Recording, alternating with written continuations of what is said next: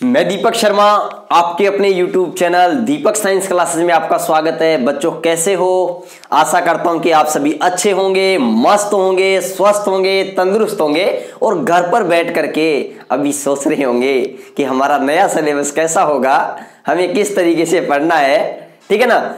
तो आपको भी बड़ी चिंता होगी कि हमारी स्कूलें बंद हैं, हम कैसे पढ़ाई करें, बोर्ड क्लास की हमारी कक्षाएं हैं। तो बिल्कुल घबराने की जरूरत नहीं है आपको। अब मैं आपको लगातार अपनी 10th क्लास की साइंस की और मैथ की लगातार रिकॉर्डेड और लाइव क्लासें अवेलेबल करवाऊंगा आपको, और साथ में नोट्सों की PDF भी अवेलेबल कराऊंगा। बिल्कुल मत घबराइए। आज मैं इस क्लास के अंदर बात करूंगा कि हमारी 10th क्लास का जो नया सिलेबस है, नया सिलेबस आया है जो हमारे 2021-22 वाले सेशन के लिए, ठीक है, उसमें हमारे NCERT का सिलेबस होगा, हमारे NCERT की बुक चलेंगी। ठीक है बच्चों, इससे पहले हमारे माध्यमिक शिक्षा बोर्ड अजमेर की बुक चलती थी, लेकिन अब जो नया सेशन होगा 2021-22 वाला, उसके अंदर नई बुकें होंगी NCERT वाली। अब बात करते हैं कि साइंस की बुक कैसी होगी, कौन से चैप्टर हैं, कैसी है, पहले से सिंपल है या टिफिकल होगी। तो टिफिकल तो कुछ होता ही नहीं है, और वास्तविकता यही है कि हमारी साइंस की बुक बड़ी सिंपल बुक है। ठीक है ना? और चैप्टर में वैसे दोनों ही बुकों में कोई ज्यादा अंतर नहीं है। बढ़िया एक मजेदार हमारी ये है, ये मान के चलिए अच्छी बुक है। ठीक है ना? NCERT की बड़ी शानदार बुक है।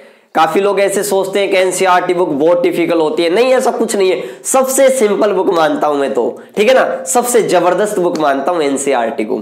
तो ध्यान से देखिएगा, हम इस क्लास के अंदर 10th क्लास के अंदर साइंस की बात करेंगे। हमारे NCERT की बुक होगी, नया सिलेबस होगा, और साइंस की जो बुक है इसके अंदर बच्चों जो हमारे 16 चैप्टर होंगे। कितने चैप्टर होंगे?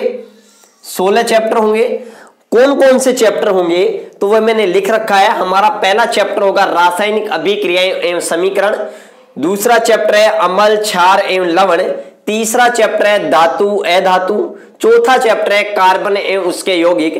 पांचवा चैप्टर है तत्वों का आवर्त वर्गीकरण। मतलब एक से अगर 5 चैप्टर तक बात की जाए तो हम इसको किसके अंदर इंक्लूड करते हैं? केमिस्ट्री के अंदर।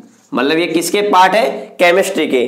फिर 6वां चैप्टर है जैव प्रक्रम। 7वां है नियंत्रण एवं समन्वय और जीव जनन कैसे करते हैं। 8वां चैप्टर है। 9वां चैप्टर है आनुवांशिकता एवं प्रक्रम। तो बच्चों जो हमारे पास में जो 6 से लेकर के जो 9 चैप्टर हैं वो किसके हैं बच्चों? बायोलॉजी के हैं। किसके हैं? बायोलॉजी के। इसको बायोलॉजी के अंदर हम स्टडी करते हैं। उसके बाद में ये हमारे 4 चैप्टर है ना, ये 4 चैप्टर। 10वां चैप्टर है प्रकाश का परावर्तन और अपवर्तन है। 11वां चैप्टर मानव नेत्र एवं रंग बिरंगा संसार है। 12वां चैप्टर विद्युत धारा है। 13वां चैप्टर विद्युत धारा के चुंबकीय प्रभाव है। ठीक है ना? तो यहां तक ये 4 चैप्टर हैं, ये अपने किसके हैं बच्चों?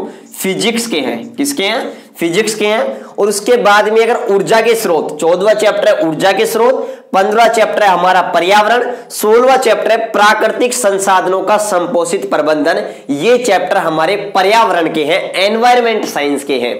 तो इस प्रकार से हमारे 10th क्लास की साइंस के चैप्टर हैं। इन चैप्टर का क्या वेटेज रहने वाला है अभी किसी को नहीं पता। हाँ, इतना जरूर पता है कि हमारे 80 अंक की थ्योरी होगी और 20 अंक के हमारे सेशनल मार्क्स भेजे जाएंगे, और टोटल हमारा कितना होगा? 100 अंक का होगा। ठीक है ना? इसके अलावा एक चैप्टर और भी जोड़ा जाता है, वो है आपको पता ही अच्छे से, सड़क सुरक्षा का। सड़क सुरक्षा का आजकल हर एग्जाम में क्वेश्चन भी पूछे जाते हैं, उसका भी यहां पर ऐड किया जाता है। ठीक है ना? तो वो और ऐड हो जाएगा। और क्या पता अगर ये कोरोना वैश्विक महामारी अगर लंबी चलती है तो पता नहीं क्या होगा, कैसा मतलब इस सिलेबस में कौन से चैप्टर हटाए जाएंगे, क्या होगा। लेकिन हमको ये अच्छे से याद रखना है, हमें पूरा सिलेबस पढ़ना है, अच्छे से पढ़ना है, ताकि नॉलेज सबसे इंपॉर्टेंट होता है। ठीक है ना? ये याद रखिएगा। तो हमारी पहली क्लास आपको अवेलेबल हो जाएगी कल से। ठीक है ना? याद रखिएगा, हम एक एक चैप्टर को चैप्टर नंबर 1 से अच्छे से पढ़ेंगे विथ नोट्सों की PDF। ठीक है ना? इसके लिए नोट्सों के लिए मैं आपको टेलीग्राम चैनल का नीचे लिंक दे दूंगा, वहां से आप नोट्स की PDF आपको मिल जाएगी। तो मस्त रहिए, स्वस्थ रहिए, प्रसन्नचित रहिए। अगर चैनल को सब्सक्राइब नहीं किया तो सब्सक्राइब जरूर कर ले, बेल आइकन दबा ले, ताकि आपको क्लास का नोटिफिकेशन मिल जाए। Thank you.